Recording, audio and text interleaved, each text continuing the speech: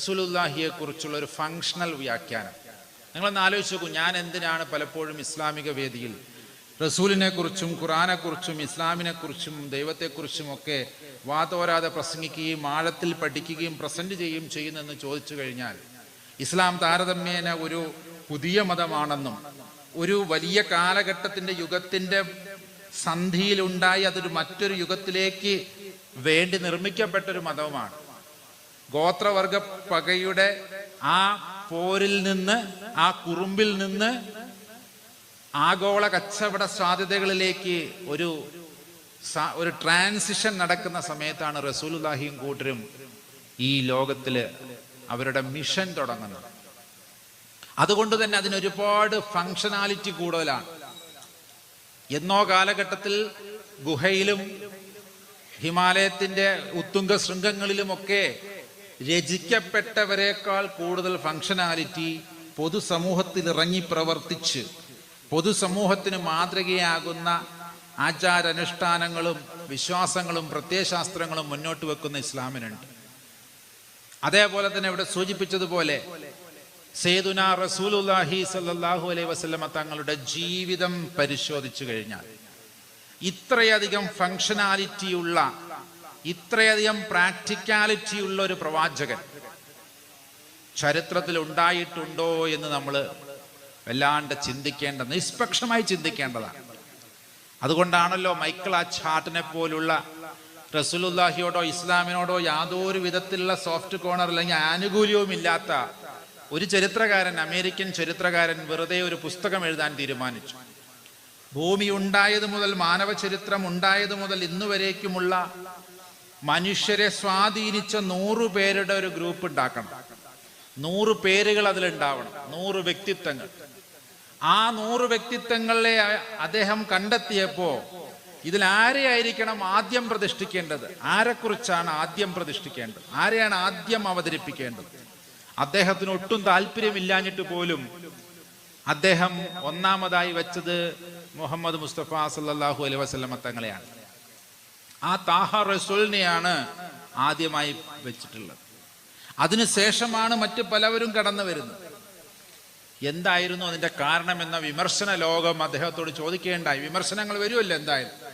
ഒരു പക്ഷേ അദ്ദേഹത്തെക്കാൾ എത്രയോ കാര്യങ്ങൾ പറഞ്ഞ മറ്റവരുണ്ടാവും എന്നൊക്കെയുള്ള ചോദ്യങ്ങൾ വന്നു. പക്ഷെ അദ്ദേഹം ഒരു കാര്യം പറഞ്ഞു, എനിക്ക് ഇഷ്ടപ്പെട്ടിട്ടൊന്നുമില്ല ഞാൻ അങ്ങനെ 1-ാം സ്ഥാനം കൊടുത്തത്. പിന്നെന്താ, ഒരാളുടെ ജീവിതത്തിൽ അദ്ദേഹം ഉണ്ടാക്കിയെടുത്തു എന്ന് പറയപ്പെടുന്ന ആത്മീയ ലോകവും അല്ലെങ്കിൽ ആത്മീയ സംവിധാനം, അതേപോലെ തന്നെ ബൗദ്ധിക സംവിധാനവും സെക്കുലർ സംവിധാനവും ഒരുപോലെ വിജയം വരിപ്പിച്ചതിന് ശേഷമാണ്, ഒരുപോലെ അതിൻ്റെ ഫങ്ഷനാലിറ്റി, അതിൻ്റെ ഫങ്ഷനിങ് കണ്ടതിന് ശേഷമാണ് ആ പ്രവാചകൻ ഈ ഭൂമിയിൽ നിന്ന് വഫാത്തായി പോയത്. അദ്ദേഹം മരിക്കുന്ന സമയത്ത് ആ ദിവസങ്ങളിൽ ഒരുപക്ഷെ അദ്ദേഹത്തിന് നമസ്കരിക്കാൻ വേണ്ടി മദീന പള്ളിയുടെ ഉള്ളിലേക്ക് പോകാൻ സാധിച്ചിട്ടില്ല എന്നാണ് ചരിത്രകാരന്മാർ പറയുന്നത്. എന്നാൽ ഒരു ജനൽ തുറന്നിട്ടാൽ ആ ജാലകത്തിലൂടെ അവിടെ നടക്കുന്നത് മുഴുവൻ അദ്ദേഹത്തിന് കാണാം. താൻ ആഗ്രഹിച്ച രീതിയിൽ, താൻ ആഗ്രഹിച്ചതിനേക്കാൾ അച്ചടക്കത്തോടുകൂടി എത്രയോ ലക്ഷക്കണക്കിന് ആളുകൾ ആ സമയമാകുമ്പോഴേക്കും, അല്ലെങ്കിൽ ആ പള്ളി നിറയെ ആളുകൾ താൻ പറഞ്ഞതിനേക്കാൾ നന്നായി ആരാധന അനുഷ്ഠാനങ്ങളിലും മറ്റ് ആത്മീയ പ്രക്രിയകളിലും ഏർപ്പെടുന്നത് കണ്ട് അതിൻ്റെ ഇൻസ്പെക്ഷനായി കണ്ട് ഇൻസ്പെക്ട് ചെയ്ത് അതിനൊക്കെ പറഞ്ഞ് ക്വാളിറ്റി ടെസ്റ്റ് കൊടുത്തിട്ടാണ് റസൂലുള്ളാഹി ഈ ലോകത്തിൽ നിന്ന് വഫാത്തായി പോയത്, അതായത് മരിച്ചു പോയത്, മറപ്പെട്ടു പോയത്. അങ്ങനെ പല പ്രവാചകന്മാരുടെയും ജീവിതത്തിൽ അനുയായികൾ പറഞ്ഞതുപോലെയൊന്നും അനുസരിച്ച് കണ്ടിട്ടൊന്നുമല്ല പലരും വിട വാങ്ങിയിട്ടുള്ളത്. ആത്മീയ ലോകമെന്ന് മാത്രമാണോ? ആ സമയമായപ്പോഴേക്കും ഒരു സുൽത്താനായി, ഒരു ചക്രവർത്തിയായി ആ മക്ക രാജ്യത്തിൻ്റെ രാജാവായി നിന്നുകൊണ്ട് പൊളിറ്റിക്കൽ കാര്യങ്ങളും രാഷ്ട്രീയപരമായ തീരുമാനങ്ങളും കരാളുകളും എത്ര മാതൃകകളാണ്. അതൊക്കെ കൃത്യമായി അനുഷ്ഠിപ്പിച്ചും എതിരാളികളുടെ വാക്കിൽ നിന്ന് പോലും ആദരവ് പിടിച്ചുപറ്റിയിട്ട് എതിർക്കാൻ വന്നവരെ സഖാക്കളാക്കി, സ്വന്തം സുഹൃത്തുക്കളാക്കി, സഹാബത്താക്കി മാറ്റുന്ന കാഴ്ചയാണ് നമ്മൾ ഓരോ സ്ഥലത്തും കാണുന്നത്. അതുകൊണ്ട് തന്നെ നമ്മുടെയൊക്കെ പ്രഭാഷണങ്ങളിലും പുസ്തകമെഴുതലുകളിലും നമ്മുടെയൊക്കെ പ്രബന്ധങ്ങളിലുമൊക്കെ ഇന്ന് നഷ്ടപ്പെടുന്നത് പലപ്പോഴും ഈ പറയുന്ന സോഷ്യൽ എഞ്ചിനീയർ ആയിട്ടുള്ള, ഒരു സാമൂഹ്യ വിചക്ഷണനായിട്ടുള്ള, സോഷ്യൽ ആനിമേറ്റർ ആയിട്ടുള്ള, ഒരു സോഷ്യൽ ആർക്കിടെക്റ്റ് ആയിട്ടുള്ള, ഒരു നിയമജ്ഞനായിട്ടുള്ള, ഒരു സുഹൃത്തായിട്ടുള്ള, നല്ലൊരു ഭർത്താവായിട്ടുള്ള, നല്ല കുട്ടികളെ പോലും, എന്തിനേറെ കെട്ടിടത്തിന് പോലും വ്യക്തിത്വമുണ്ടെന്ന് പറയുന്ന ഹദീസ് ഞാൻ പഠിച്ചിട്ടുണ്ട്. കെട്ടിടത്തെ തകർക്കുന്നതിന് മുമ്പേ അതിന് ചിന്തിക്കണം, കാരണം അതിന് വ്യക്തിത്വമുണ്ട്. ഇന്നിപ്പോ യുദ്ധത്തിന്റെ ഇടയിൽ എത്ര ആൾ മരിച്ചു എന്നേ നമുക്ക് കണക്കിടണുള്ളൂ. പക്ഷെ ഒരിക്കലും എത്ര കെട്ടിടങ്ങൾ ആ സ്ഥലത്ത് തകർക്കപ്പെട്ടു എന്ന് നമ്മൾ ചിന്തിക്കുന്നില്ല. ഇസ്ലാമിന് അതിനും കണക്കുണ്ടാവണമെന്നാ. ഒരു യുദ്ധം നടക്കുമ്പോൾ എത്ര മരങ്ങൾ നശിപ്പിക്കപ്പെട്ടു. നശിപ്പിക്കരുതെന്നാ പറഞ്ഞിരിക്കുന്നത്. യുദ്ധം ചെയ്യുമ്പോൾ നശിപ്പിക്കരുത് മരങ്ങളെയും കെട്ടിടങ്ങളെയും. അത്രയും സൂക്ഷ്മതയോടുകൂടി കാര്യങ്ങൾ യുദ്ധരംഗത്ത് പറഞ്ഞൊരു പ്രവാചകൻ അനുസ്മരിക്കപ്പെടേണ്ടതല്ലേ? നമ്മളിപ്പോഴും, ഞാൻ ഈ പറയുന്ന എൻ്റെ സ്വകാര്യ ദുഃഖം മാത്രമായിട്ട് എടുക്കരുത്. നമ്മൾ എഴുതിയ പുസ്തകങ്ങൾ, ഞാനിത് കഴിഞ്ഞ ദിവസങ്ങളിലൊക്കെ ഇങ്ങനെ പ്രസംഗിച്ചപ്പോൾ ഉണ്ടായത്, പലരും ലൈവ് കാണുന്നുണ്ട്. അപ്പം എന്നോടൊരു ഉസ്താദ് എന്ന് പറഞ്ഞ് പരിചയപ്പെടുത്തിയ ഒരാൾ, അദ്ദേഹം പേരുന്നാളൊന്നും എന്നോട് പറഞ്ഞിട്ടില്ല. ഞാൻ ചോദിച്ചു, പറഞ്ഞില്ല, പിന്നെ പറയാമെന്ന് പറഞ്ഞു. അദ്ദേഹം പറഞ്ഞു, സ്വാമി അങ്ങനെ ഒരു പുസ്തകം വരാതിരിക്കാനുള്ള കാരണം ഞങ്ങളും ഇങ്ങനെ ചിന്തിച്ചു. നിങ്ങൾ പറഞ്ഞപ്പോഴാണ് ഞങ്ങളും ചിന്തിച്ചത്. ഞങ്ങളൊരു പുസ്തകം എഴുതുമ്പോൾ ഞങ്ങളുടെ അനുവാചകരായി അത് വായിക്കുമെന്നത് ഞങ്ങൾ വിശ്വസിച്ചെഴുതുന്നത് ഈ മുസ്ലിം ഉമ്മത്തിനെയാണ്. മുസ്ലിങ്ങളുടെ ഇടയിൽ ഒന്നുകൂടി പ്രവാചകനെ, അവരുടെ കറാമത്ത്, അവരുടെ സിദ്ധികൾ, അവരുടെ ആത്മീയത, മിസ്റ്റിസം, ആഴങ്ങൾ, ഇതിനെക്കുറിച്ചൊക്കെ, അല്ലെങ്കിൽ ഹദീസുകളിലെ ഇനിയും കണ്ടെത്താത്ത ഒരുപാട് നന്മകൾ, അതുകൊണ്ടാണ് അത്തരം ഒരു ശൈലിയുള്ള പുസ്തകങ്ങൾ ഇവിടെ എഴുതിയിട്ടില്ല എന്നല്ല, ഇഷ്ടം പോലെ ആൾക്കാർ എഴുതിയിട്ടുണ്ട്. എൻ്റെ അടുത്ത് ആ പുസ്തകങ്ങളുടെ ഒക്കെ ശേഖരമുണ്ട്. ഇപ്പം കഴിഞ്ഞ മാസവും ഈ മാസം തന്നെ കഴിഞ്ഞ മാസം പിന്നെ ടൗൺ ഹാളിൽ വെച്ച് കക്കാട് മുഹമ്മദ് വൈസി ഉസ്താദിൻ്റെ സയ്യിദുനാ റസൂലുള്ള 3-ാം വാള്യം ഉദ്ഘാടനം ചെയ്ത സമയത്തും അതിൻ്റെ റിലീസിൻ്റെ സമയത്തും ഞാനുണ്ടായിരുന്നു. ആ പുസ്തകവും ഞാൻ അതിരുന്ന് വായിക്കേണ്ടായി. ഒരല്പം കൂടിയൊക്കെ ബെറ്റർ ആണെന്ന് ആ വിഷയങ്ങളൊക്കെ നമുക്ക് പറയും. അതിനുശേഷം ഒരുപാട് പേര് എനിക്ക് PDF അയച്ചു തന്നു. ഇതൊക്കെ പുതിയ പുസ്തകങ്ങളാണ്, നിങ്ങൾ പറഞ്ഞ ഫങ്ഷനാലിറ്റിയുള്ള പുസ്തകങ്ങളാണോ എന്നൊന്ന് അന്വേഷിച്ചു. ഞാൻ പറയുന്നത്, ഇന്നിപ്പോൾ ഉസ്താദ് പ്രസംഗിച്ച ചില കാര്യങ്ങളുണ്ടല്ലോ, അതിലൊരിക്കലും ഒരു പൊതുസമൂഹത്തിൽ അദ്ദേഹം ബുറാക്കിൻ്റെ പുറത്ത് കയറിപ്പോ, അതൊക്കെ നല്ലതാണ്. അതൊക്കെ നമ്മുടെ വിശ്വാസ സത്യങ്ങളാണ്. നമ്മുടെ വിശ്വാസ സത്യങ്ങൾ ഒരു പക്ഷേ മറ്റൊരാൾക്ക് സ്വീകാര്യമായി കൊള്ളണമെന്നില്ല. ഇന്ത്യൻ പിന്നെ മതത്തിലെ ഒരു പ്രത്യേകത എന്ന് പറഞ്ഞാൽ, കല്യാണം കഴിക്കാത്ത സ്വാമിമാരോടാണ് അവർക്ക് ഏറ്റവും ബഹുമാനം തോന്നുക. എന്നാൽ മറ്റൊരു മതം വന്ന് പറയാ, നിങ്ങൾ 10 കെട്ടിയതാണ്, 10 കെട്ടിയ ഒരാളാണ് ഞങ്ങളുടെ ഏറ്റവും വലിയ ആളെന്ന് പറയുമ്പോൾ ഒന്ന് സംശയിക്കും, അതെന്തിനാ അങ്ങനെ കെട്ടിയത്, ഞങ്ങൾ ഒന്നെന്നെ അതുകൊണ്ട് എൻ്റെ മതത്തിലെ വിശ്വാസത്തെ, ആ പറയുന്ന കാര്യത്തെ അല്ല നമ്മൾ അവിടെ പ്രസന്റ് ചെയ്യേണ്ടത്. അല്ലെങ്കിൽ യേശുവിൻ്റെ ആദ്യത്തെ കറാമത്ത് എന്താണെന്ന് ബൈബിളിൽ എഴുതിയിരിക്കുന്ന വെള്ളം വീഞ്ഞാക്കിയെന്ന. ഇത് കേൾക്കുമ്പോൾ ഇസ്ലാമിന് എന്താ തോന്നുക? ഈസാ നബി കള്ളുണ്ടാക്കാൻ പോവുകയായിരുന്നു.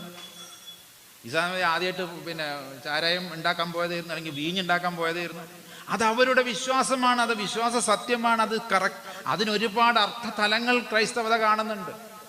അതിനൊരുപാട് സിംബോളിറ്റിക്കായിട്ട് നമ്മളതിനെ കാണണം. അപ്പോൾ യേശുവിനെ കുറിച്ച് അവതരിപ്പിക്കുമ്പോൾ നാളെ ആദ്യത്തെ പ്രവൃത്തി അതാണെന്ന് കരുതി അതുമായി മുന്നോട്ട് വന്നാൽ, അറേബ്യൻ രാജ്യത്തോ അല്ലെങ്കിൽ ഇസ്ലാമിൻ്റെ മുമ്പിലേക്ക് അവതരിപ്പിക്കുമ്പോൾ അതായിരിക്കരുത് എന്ന ബോധം നമുക്ക് ഉണ്ടാവണ്ടേ?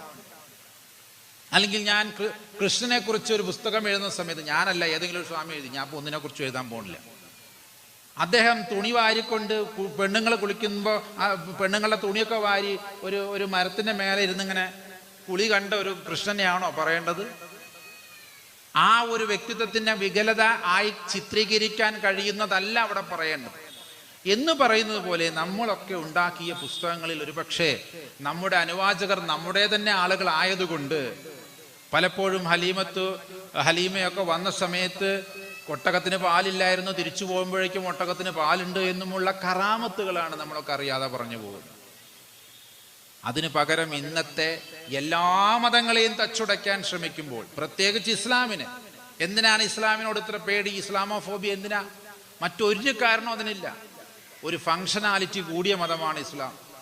ഈ ഫങ്ഷനാലിറ്റി എന്ന വാക്കിൻ്റെ അർത്ഥം തന്നെ നമുക്കൊന്നും മലയാളത്തിൽ പറയാനില്ല. അതുകൊണ്ടാണ് ഇനി അതന്നെ പറഞ്ഞുകൊണ്ടിരിക്കുന്നത്. അത് പ്രാക്ടിക്കബിലിറ്റി അല്ല. മനുഷ്യന്റെ സമസ്ത മേഖലകളിലും ഈ ഫങ്ഷനാലിറ്റി ഇല്ലാതെ പോവുകയാണ്. മതത്തിൽ ഫങ്ഷനാലിറ്റി കുറയുകയാണ്. രാഷ്ട്രീയത്തിൽ ഒട്ടും തന്നെ ഫങ്ഷനാലിറ്റി ഇന്നില്ല. പള്ളികളില്ല, അമ്പലങ്ങളിലില്ല, ചർച്ചുകളിലില്ല.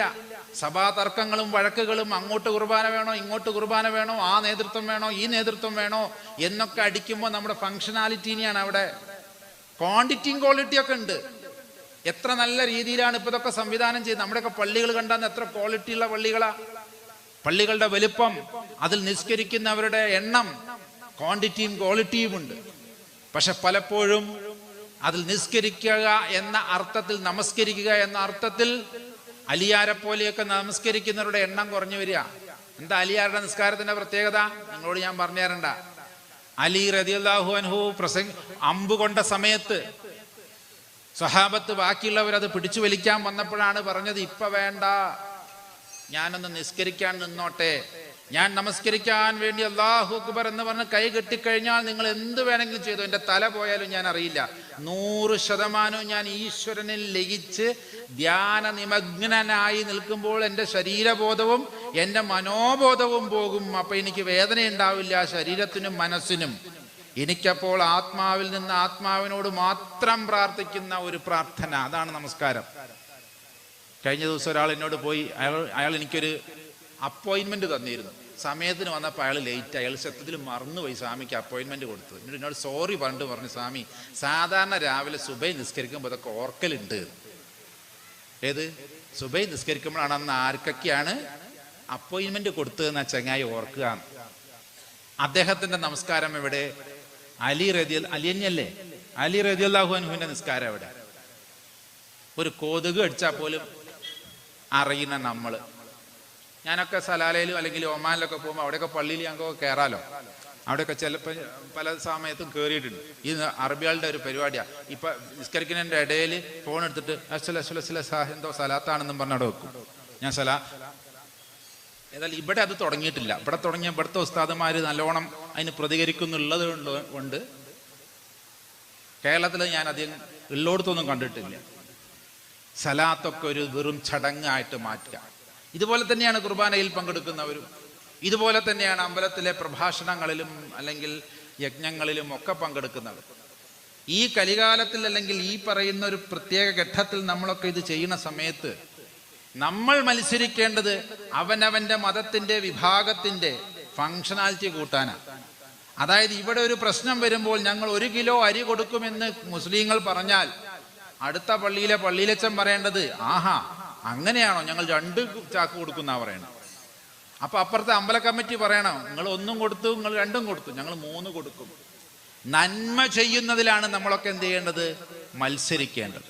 അപ്പോഴാണ് എൻ്റെ മതത്തിൻ്റെയും നിങ്ങളുടെ മതത്തിൻ്റെയും ഒക്കെ ഫങ്ഷനാലിറ്റി കൂടൂ. അതിനു പകരം നമ്മുടെയൊക്കെ പ്രവാചകന്മാരെ, ഇതിപ്പോ നബിദിനവും പിന്നെ വേദിയും ആയതുകൊണ്ടാണ് ഞാൻ മുഹമ്മദിനെ കുറിച്ചൊരു ഫങ്ഷണൽ പുസ്തകം ഇല്ല എന്ന് പറയുന്നത്. യേശുവിനെ കുറിച്ചും ഇല്ല. ഒരുപാട് പേര് എഴുതിയിട്ടുണ്ട്. പെന്തക്കോസുകാരൻ എഴുതിയാൽ വായിക്കാൻ കൊള്ളാവുന്നത് പെന്തക്കോസുകാർക്ക് മാത്രമാണ്. സുറിയാനിക്കാർ എഴുതിയാൽ സുറിയാനിക്കാർക്ക് മാത്രമായിട്ടാണ്. ഇപ്പോഴും യേശുവിന്റെ ആക്സിസിൽ നിന്നും ലാറ്ററൽ തിങ്കിന്റെ ഭാഗത്തു നിന്നും അവതരിപ്പിച്ച ഒരു പുസ്തകം ഞാൻ കണ്ടിട്ടില്ല. ഇതൊരു വിഷമമോ വിമർശനമോ ആകരുത്. നമ്മുടെ ഉത്തരവാദിത്തത്തിലേക്കുള്ള ഒരു ആത്മവിമർശനമായിട്ട് കണ്ടാൽ മതി. ഞാനും കൂടി ഇതിന് ഉത്തരവാദിത്തം ഏറ്റെടുക്കുന്നു. ഇനിയിപ്പോൾ എന്താ സ്വാമി ഇതിന് ചെയ്യാന്ന് ചോദിച്ചു കഴിഞ്ഞാൽ, മറ്റേ ഉസ്താദ് പറഞ്ഞല്ലോ, ഇത് ഉണ്ടാക്കിയാൽ വാങ്ങാൻ ആളുണ്ടാവില്ല. അതിന് ഞാനൊരു പരിഹാരം കണ്ടിട്ടുണ്ട്. അതാണല്ലോ ഇപ്പം എനിക്ക് ചെയ്യാവുന്നത്. അതാണല്ലോ ഞാൻ ഇന്നു മുതൽ, അതായത് ഈ മാസം കഴിഞ്ഞാൽ, ഈ വർഷം തന്നെ 1-ാം തീയതി മുതൽ, അടുത്ത റബീഉൽ അവ്വൽ കഴിഞ്ഞ് അടുത്ത മാസത്തിലെ 1-ാം തീയതി മുതൽ ഞാൻ ഓരോ പണ്ഡിതന്മാരുടെയും അടുത്തേക്ക് വരും. എല്ലാ വിഭാഗത്തിലുള്ള പണ്ഡിതന്മാരുടെ അടുത്തേക്ക്. ഇവിടെ ഒരുപാട് ദർസുകൾ, ഹിഫ്ള് കോളേജുകൾ, പിന്നെ ദർസുകൾ, ഒരുപാട് സംവിധാനങ്ങൾ ഇവിടെ ഉണ്ട്.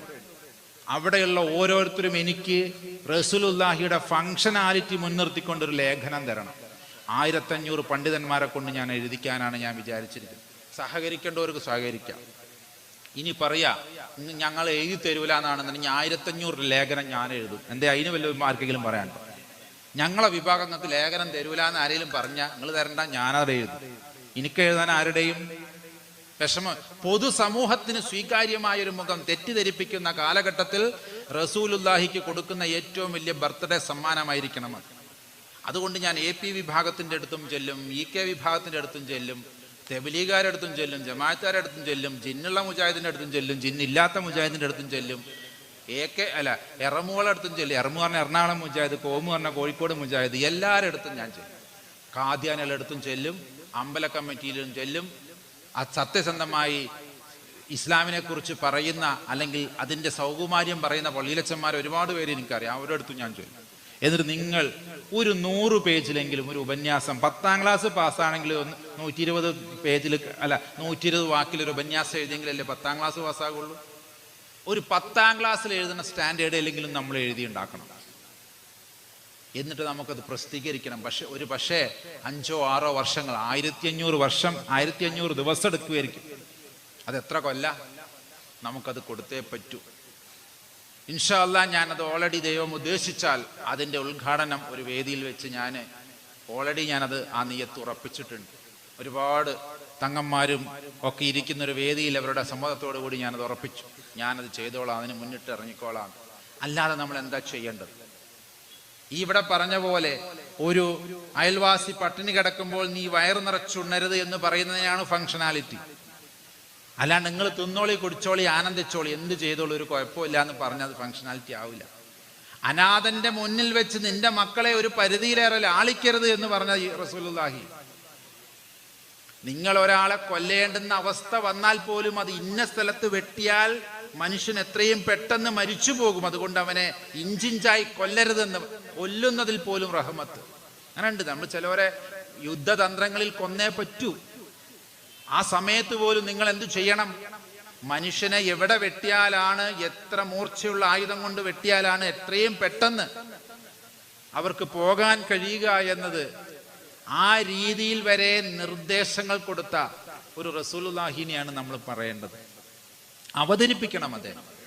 അങ്ങനെ എത്രയെത്ര കാര്യങ്ങൾ, എത്രയെത്ര ഒരു പട്ടിയെയും കുട്ടിയെയും ഈ പറയുന്നത് പോലെ അവരുടെ മക്ക വിജയ സമയത്ത് അവര് വന്ന സമയത്ത്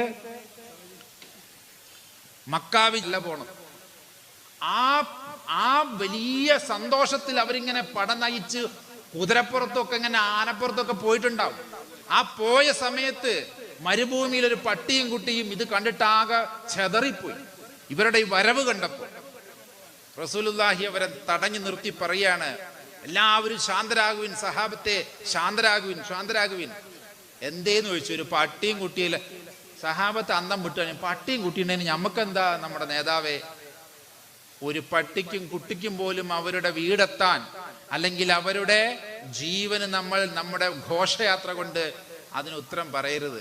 അവര് കണ്ണെത്താ ദൂരത്തോളം മാറിപ്പോയതിനു ശേഷമാണ് തൻ്റെ അനുചരന്മാരോട് ലെഫ്റ്റ് റൈറ്റ്, ഇനി മുന്നോട്ട് പോകട്ടെ എന്ന് പറഞ്ഞത്. ഇതന്നെയാണ് ഞാൻ കാണുന്ന ഫങ്ഷനാലിറ്റി. ഇത്തരം വാക്കുകളൊന്നും നമ്മൾ പറയുന്നുണ്ട്, വയലിലൊക്കെ കേട്ടിട്ടുണ്ടെങ്കിലും അവതരിപ്പിക്കുമ്പോൾ ഇതൊന്നും അല്ല പലപ്പോഴും പുറത്തേക്ക് വരുന്നു. അവിടെ ചെന്നപ്പോഴും എന്തെല്ലാം അത്ഭുതങ്ങളാണ് ഉണ്ടായിട്ടുള്ളത്. ഒരു ചരിത്രകാരൻ എഴുതി, not even a single drop of blood was dropped. ഒരു തുള്ളി രക്തം പോലും അവിടെയൊന്നും ചിന്തപ്പെട്ടിട്ടില്ല. Not even a single woman was raped. ഒരു പെൺ പോലും അവിടെ എന്ത് ചെയ്തിട്ടില്ല, ഒരു പെണ്ണിനെ പോലും അവിടെ ബലാത്സംഗം ചെയ്തിട്ടില്ല. അങ്ങനെ ഒരുപാട് തച്ചുടയ്ക്കപ്പെട്ടിട്ടില്ല. ഒരു വിഗ്രഹങ്ങളെയും ഒരു ആരാധനാലയങ്ങളെയും ഒരു വീടിനെ പോലും ഒന്നും ചെയ്തിട്ടില്ല. അങ്ങനെയാണ് മക്ക വിജയം, ചരിത്രത്തിൽ ആദ്യമായി ഒരു പട്ടാള വിപ്ലവം ഉണ്ടായത്. ഇതൊക്കെയാണ് നമ്മൾ അന്വേഷിക്കുന്ന, ഇതൊക്കെ ആയിരിക്കണം നമ്മൾ പറയുന്ന നമ്മുടെയൊക്കെ ഫങ്ഷനാലിറ്റി എന്ന് പറയുന്നത്. ഇതിൻ്റെ മതി മനസ്സിലായി.